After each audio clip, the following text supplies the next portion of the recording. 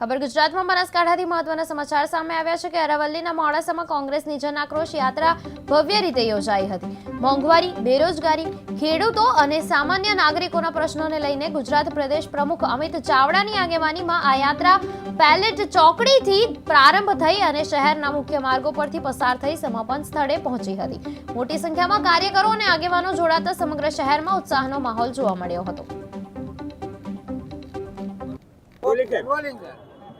સમગ્ર ગુજરાતના લોકોના અવાજને બુલંદ કરવા માટે જે અન્યાય છે, ભેદભાવ છે, તકલીફો છે, દર્દ છે, આક્રોશ છે એને વાચા આપવા માટે આયોજિત આ જન આક્રોશ યાત્રા આજે અરવલ્લી જિલ્લામાં મોડાસા ખાતે શરૂઆત થઈ છે।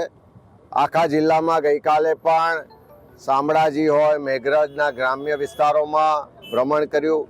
આજે મોડાસા થઈ માલપુર, બાયડ અને સમગ્ર જિલ્લાના વિસ્તારમાં ભ્રમણ થવાનું છે। ત્યારે એવા સંજોગોમાં જે લોકોનો આક્રોશ છે કે આખા જિલ્લામાં રોજગાર માટેની કોઈ વ્યવસ્થાઓ નહીં હોવાને કારણે યુવાનોને રોજગાર માટે દર ભટકવું પડે છે।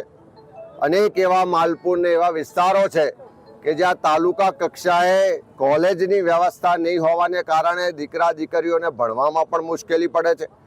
મોંઘું શિક્ષણ લીધા પછી રોજગાર નથી મળતો, કાયદો વ્યવસ્થાની પરિસ્થિતિ કથળી ગઈ છે, પાણી પીવાનું ના મળે પણ દારૂ ગલીએ ગલીએ મળે એવી સ્થિતિનું નિર્માણ છે। ચારે બાજુ નગરપાલિકામાં ભ્રષ્ટાચાર છે, વહીવટી તંત્રમાં ભ્રષ્ટાચાર છે, ચારે તરફ લૂંટ ચાલે છે। ગઈકાલે તમે જોયું હશે કે રાજ્યના મુખ્યમંત્રીએ દેશના પરિવહન ને રોડ ટ્રાન્સપોર્ટ મિનિસ્ટરને કહેવું પડ્યું, ગડકરીજીને, કે ગુજરાતની જનતા ટોલ ટેક્સના નામે કરોડો રૂપિયા ટેક્સ આપે છે, તેમ છતાં રસ્તામાં ખાડા કે ખાડામાં રસ્તા એવી સ્થિતિનું નિર્માણ થયું છે।